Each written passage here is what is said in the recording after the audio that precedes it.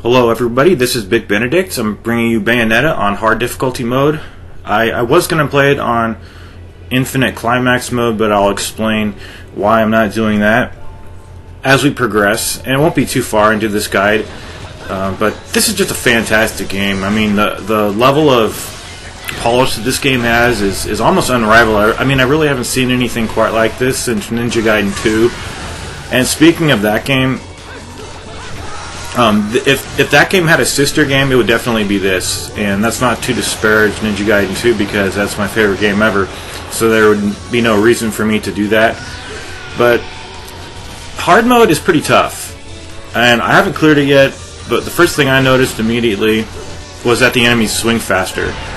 And that's not necessarily hard, it's just awkward when you're coming off normal mode and you're anticipating enemy attacks that aren't so fast, but I'm already well adapted to the speed at which these enemies hit. Now, the infinite climax mode that you unlock after beating hard mode, I learned that it's hard mode, but you just can't do witch time. And I'll be going over everything, but it's hard in a 10-minute video like this to talk about everything. So what witch time is you're evading with the right trigger just as they're about to hit you. There's no block in this game like God of War, Ninja Gaiden 2, or anything like that. But here's the checkpoint right here, and you'll know that it's on hard mode. I mean, I'm not going to prove it or anything, but there's more enemies, and you get hit harder. That's the main tenets to this game, and you really want to do the moves also that damage the enemies the most. So those moves, I jotted them down, but there's so many moves in this game, it's just unbelievable, but it's still a good thing. I wanted to jot down the moves that incorporate her hair or her heel attacks. Those ones, like right there, I think I did it right there. Just a couple. If you want to come back to this video, down the line, just to have some buttons for you guys to press. YYYBBB is one.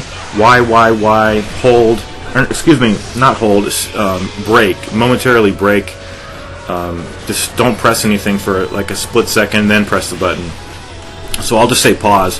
The second one is YYY pause B. Third one is YYYYYB. Fourth one is YY pause B. Next one is YBY.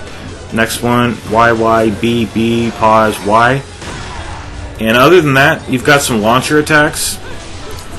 One of which is the Y pause B that launches enemies up into the air.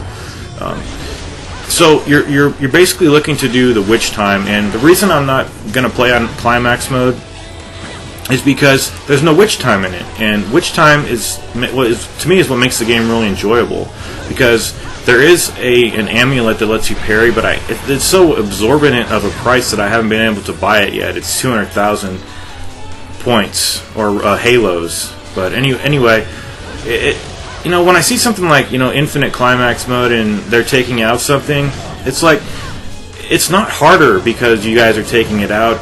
The thing is, the most substantial thing to me is, first of all, yeah, maybe it's a tad bit harder, but it's exceptionally less enjoyable of an experience because, I don't understand people that make games and then they have a highest difficulty and then they just take out a key component of the game that makes it fun.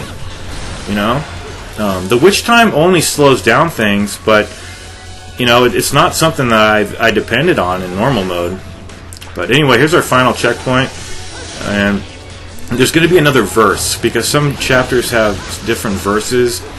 Like this chapter of the prologue, I guess I'll call it chapter 0. It's going to have a verse 1 and a 2. It's just like two parts to it. And I thought it would be really hard, but the thing is, it's all in witch time, so you can't activate it. It's all just already in witch time, and you've got to maintain your magic meter, because you see the circles underneath her health bar. When those are filled up all the way, then you can instigate your torture attack. And in the next verse, it's going to want you to do 3 torture attacks within 5 minutes, which is very manageable. And when you have your magic gauge all the way filled up, the only time it ever decreases and you lose your I guess you could call it your combo. Well, no, you only lose that if you get hit, so you could actually keep it. You could also do the you could do the witch time in air if you have the combo that lets you do the air dash. It's a very cheap move, I guess. I mean, a very inexpensive move, which you should probably purchase. You can actually turn it on and off.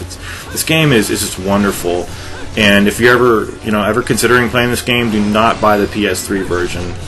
I like the PlayStation more than the Xbox, but when it comes to games that are optimized for this system, you want to actually play that. You don't want to play the poor man's version of it. But anyway, this will be the final section right here, and you see where it says 5 minutes. That's all the time you have, but there's plenty of time because you see the hand, that pink clock hand right there. That tells you that it's in witch time.